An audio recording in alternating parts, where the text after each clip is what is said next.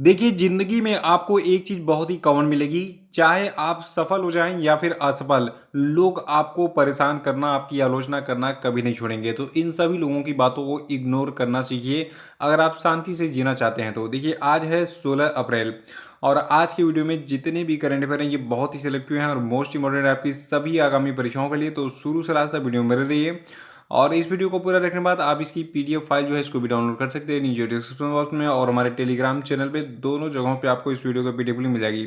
बाकी मेरे सभी सोशल मीडिया की लिंक डिस्क्रिप्शन बॉक्स में दी गई है, वहाँ पे क्लिक कीजिए, इन सभी को ज्वाइन कर लीजिएगा और जो लोग हैं वो चैनल को सब्सक्राइब करके बेल आइकन जरूर प्रेस कर देंगे और वीडियो को लाइक और शेयर भी कर देना आपको। तो चलिए शुरू करते हैं। देखिए, आज का पहला प्रश्न है कि विश्व कला दिवस यानी कि वर्ल्ड आर्ट डे 2022 कब मनाया गया। तो देखिए, 15 अप्रैल को हमने सेलिब्रेट किया है विश्व कला दिवस।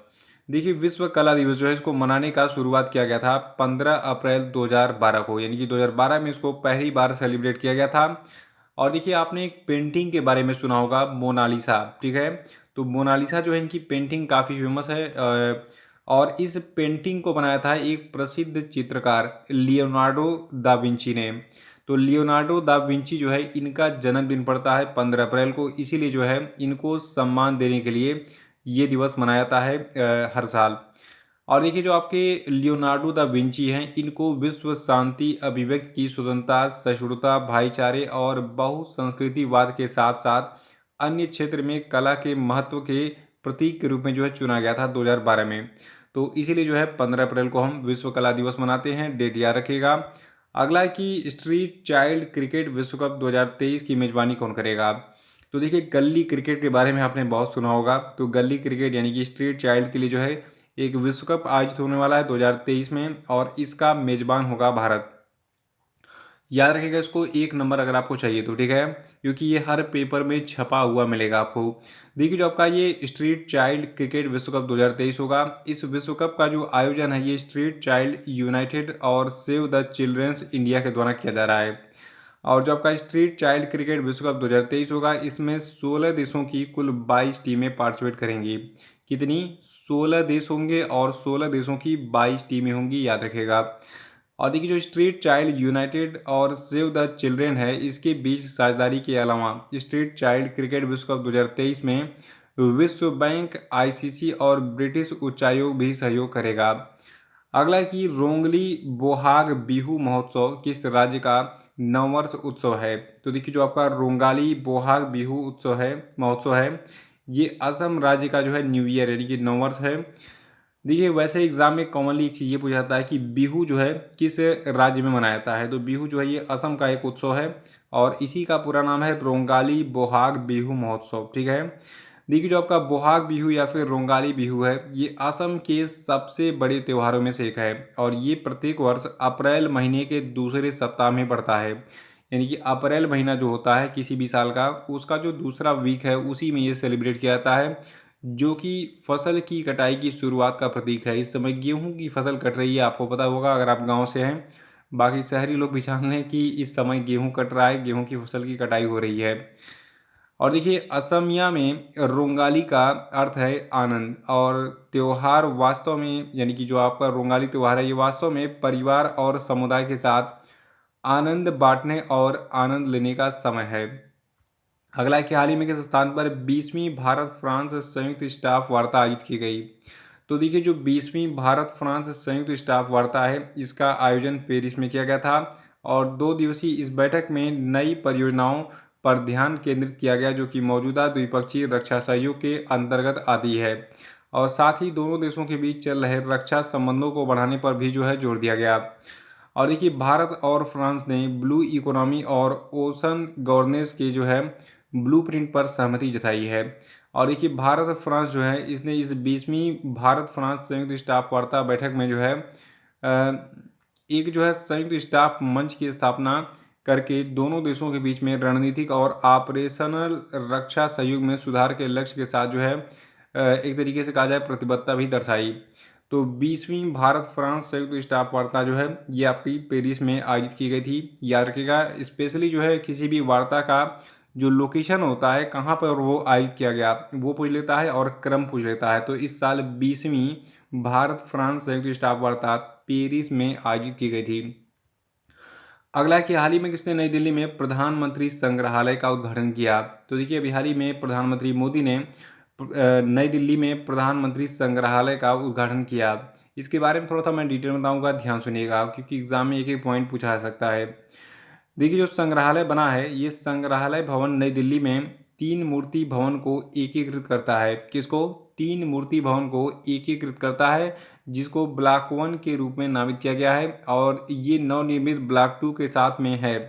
और इन दोनों ब्लॉकों का कुल क्षेत्रफल है 15,600 वर्ग मीटर से अधिक। और इस संग्रहालय में 43 गैलरी हैं। इनकी याद रखिएगा कि जो आपका ये प्रधानमंत्री संग्रहालय जो बनाया गया है दिल्ली में, ठीक है, तो इसमें जो है इस संग्रहालय में 43 गैलरी हैं। और इस संग्रहालय का चिन्ह या फिर प्रतीक या फिर लोगो जो है, ये राष्ट्र और लोकतंत्र के प्रतीक धर्म चक्र को हाथ में लिए हुए दर्शाता है। अगला कि हिमाचल प्रदेश राज्य स्थापना दिवस कब मनाया गया? तो देखिए हिमाचल प्रदेश का स्थापना दिवस 15 अप्रैल को सेलिब्रेट किया गया है। कितने लोग हिमाचल प्रदेश से हैं, कमेंट बॉक्स में जरा बताइए।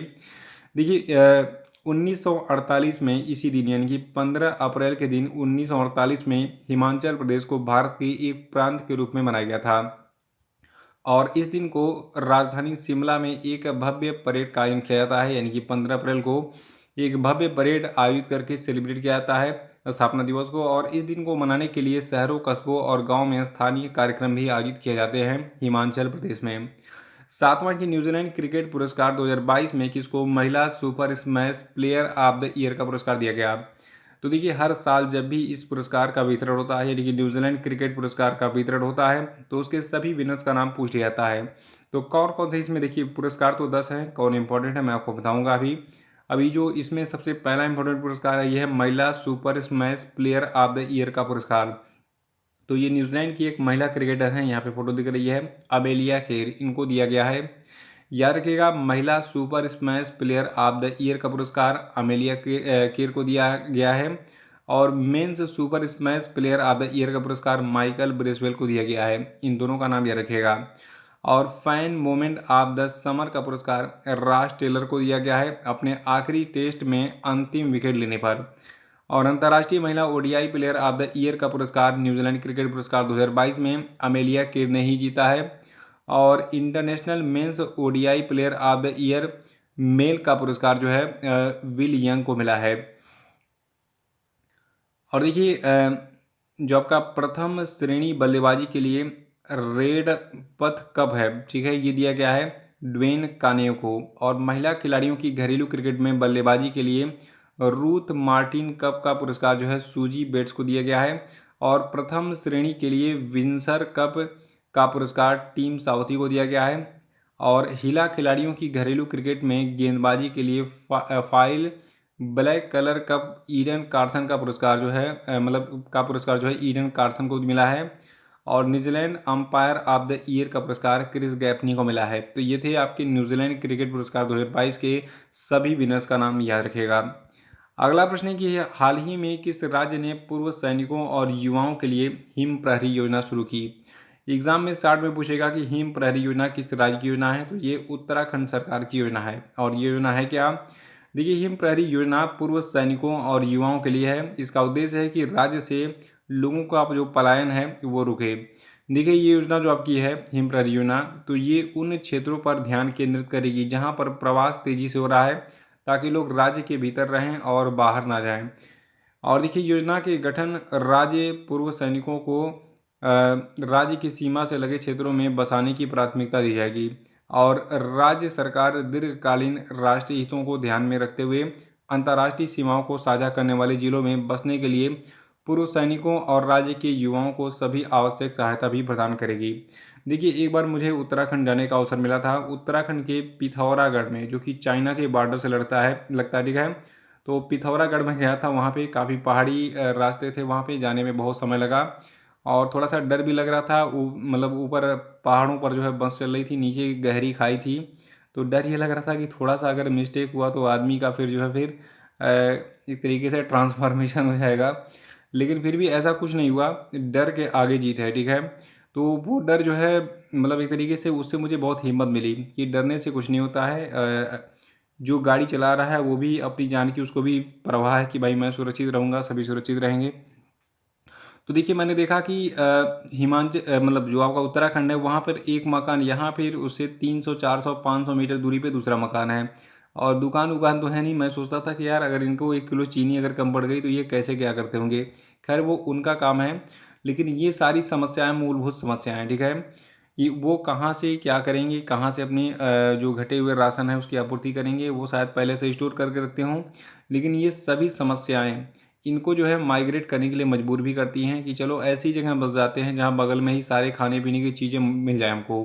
तो इसलिए वहाँ पे माइग्रेशन उत्तराखंड में बहुत ज़्यादा होने लगा। इसीलिए उत्तराखंड की सरकार चाहती है कि उत्तराखंड के युवा या फिर उत्तराखंड का कोई भी नागरिक उत्तराखंड में कहीं भी रह रहा है, जंगल में, पहाड़ों पर, तो वो वहाँ से माइग्रेट ना करे। इसीलिए हिम प्रहरी योजना शुरू की गई है।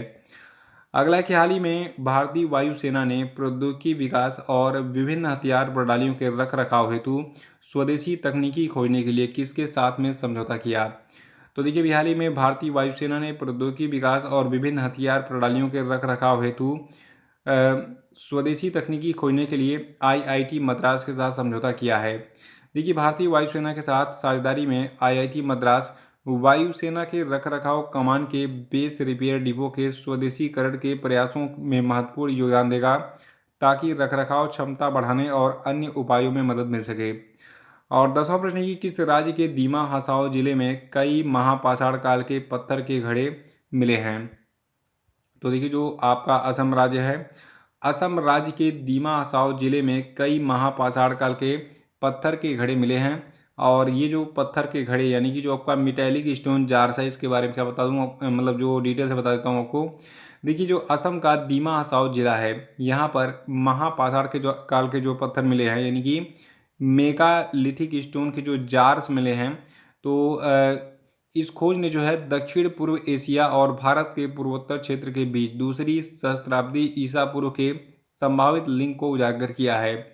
और देखिए असम में खोजे गए जो ये जार हैं या फिर जो आपके ये घड़े हैं, ठीक है, तो इनको पहली बार 1929 में जॉन हेनरी हटन ने James Philip Mills British civil सेवकों द्वारा जो है देखा गया था। तो ये थे आपके आज के सभी धमाकेदार प्रश्न, याद रखिएगा इन सबको और वीडियो को लाइक कर दीजिए। फिर आगे बढ़ते हैं। देखिए पहला प्रश्न आज के क्वेश्चन अपडेट का है कि हाल ही में किस तिथि को अम्बेडकर जयंती बनाई गई, बताइए। अगला है कि विश्व चगास रोग दिवस कब मनाया गया, बताइए। और नेक्स्ट है कि हाल ही में किस तिथि को जलियांवाला बाग हत्याकांड की 103वीं बरसी मनाई गई, बताइए। और चौथा है कि विश्व बैंक ने वित्त वर्ष 2023 के लिए भारत के जीडीपी ग्रोथ अनुमान को 8.7% घटाकर कितना कर दिया, बताइए। और पांचवा है कि हियर योरसेल्फ पुस्तक के लेखक कौन है, बताइए। और अब हम बात करेंगे कल के पूछे गए सभी क्वेश्चन के सही का पहला प्रश्न है कि कौन सा देश जंगली जानवरों को कानूनी अधिकार देने वाला पहला देश बन गया है दुनिया का। तो ये देश है इक्वाडोर। और देखिए जो आपका मुंबई और हैदराबाद है, इन दोनों को अभी हाल ही में संयुक्त राष्ट्र खाद्य और कृषि संगठन और आर्बर डे फाउंडेशन ने 2021 tree city of the world के रूप में मान्यता दी है। और हर्षवर्धन श्रृंगला को भारत के G20 मुख्य समन्वयक के रूप में नियुक्त किया गया है। और जो मध्य प्रदेश राज्य है, यहाँ के जो मुख्यमंत्री शिवराज सिंह चौहान है, इनको champion of the change award दिया गया है। और जो आपका श्रीलंका देश है, तो इसने अपने 51 अरब डॉलर के पूरे विदेशी कर्ज को चुका पाने में असमर्थता हाल ही में व्यक्त की है। तो इसी के साथ वीडियो समाप्त होता है। कैसा लगा वीडियो कमेंट बॉक्स में जरूर बताइए और इसको लाइक और शेयर जरूर कर दीजिए। Thank you.